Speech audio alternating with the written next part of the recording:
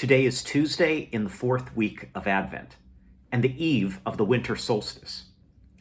While this day continues to grow shorter and darker, the solstice marks a significant point in nature's time. Most of us speak of the solstice as the shortest day of the year, but I think of it differently. I celebrate the solstice knowing that every day after tomorrow will be a little bit brighter. This light that breaks through the darkness of night is commemorated by Christians with the Christmas holiday we will celebrate this weekend. Our reading today from Luke provides some of the backstory to Christmas. It's the story of Gabriel's message to Mary. You have found favor with God. Behold, you will conceive and bear a son. This is the subject of my reflection today.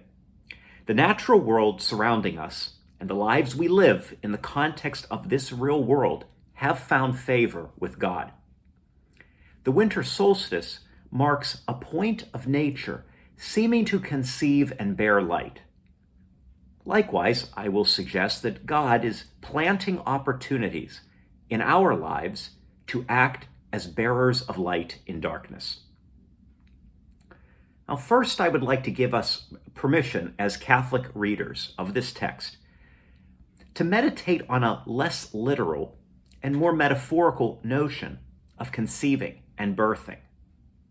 As modern readers, we have a greater tendency to read for literal meaning and scientific understanding.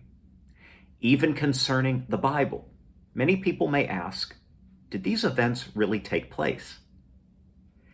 This question, albeit sincere, is misguided because the authors of ancient literature were far less literal and more poetic.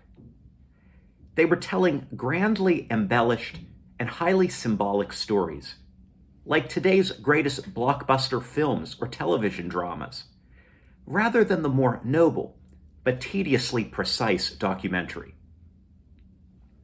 In this gospel reading, so well known to us, in response to the message that she is pregnant, Mary said to the angel, "How can this be, since I have no relations with a man?" The virgin birth became an important subject of Christian belief, and it's taken by believers as a matter of faith. Now, let me suggest instead that we take the advice of the 19th century poet Samuel Taylor Coleridge and suspend disbelief in our reading of this dramatic narrative. In other words, our modern scientific perspective inclines us to ask the wrong question and even focus on the minor lines of the text. For me, the question is not whether Mary conceived a son without relations with a man. Instead, as I read this story, I find myself relating to Mary. In this scene, Luke presents us with a young person, alone and greatly troubled. The angel doesn't appear to Mary while in the company of Joseph and her family and friends. The angel comes to her in the darkness of her isolation, uncertainty, and her fear of her unknown future. The season we are in, the hours leading up to the winter solstice, reflect in nature Mary's psychological state. Nature may be putting us in this state as well. Seasonal sadness affected by the darkness, or depression brought on by the loss of family or friends, bittersweet memories of better holidays past. In her recent book, Bittersweet, TED Talk speaker and author Susan Cain explores the transformative power of sorrow and longing. She writes, "Transitions from one season to another, equinoxes and solstices, have traditionally been marked as religious ceremonies, as if to say that the onset of darkness is not the tragedy we imagine, but rather the prelude to light. In the modern West, we tend to think that narratives proceed in a straight and finite line, that beginnings give way to endings and endings are a cause for sorrow. But bittersweet traditions suggest a different cast of mind. in which we expect our lives to thrust us through one transformation after another. Cain's insight centers sadness in our own stories of transformation, creativity, rebirth, and redemption. Mary's moment of encounter with the angel's strange and terrifying message was a good reason to be deeply troubled. What would Joseph think? What would the community say? Why is this happening to me when I try so hard to be good? It is within this context that we have come to admire Mary's response. May it be done to me according to your word. This story serves less as a historical account of Jesus' origins, but rather as a grand drama of God breaking in and upending the consistency that we cling to in our lives.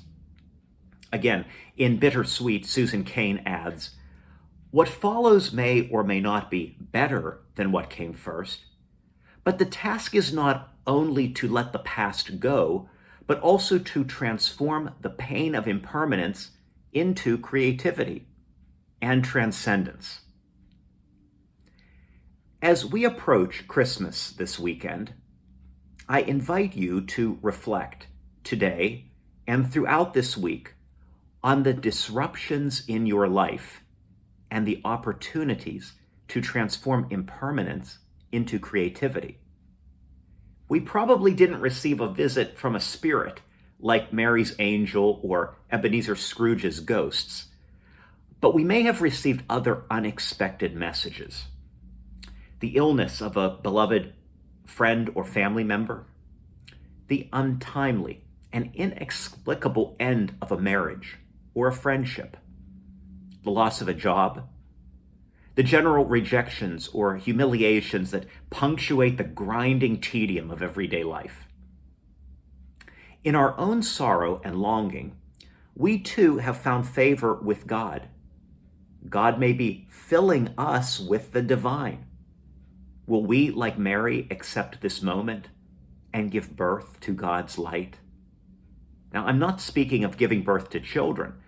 The Greek philosopher Plato recognized that humanity also gives birth to art and to wisdom, and that it is in our creativity that we enjoy some taste of immortality.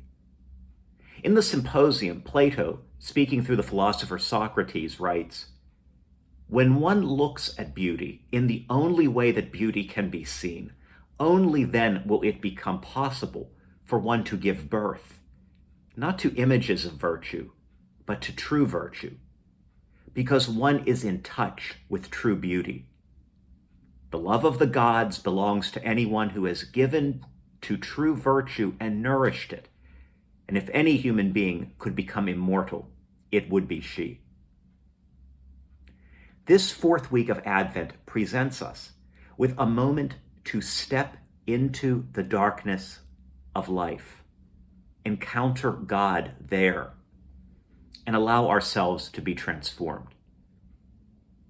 One more word of wisdom from Susan Cain's book. She writes, "Those who let their eyes adjust can see in the darkness." This is our spiritual task this week, to let our eyes adjust.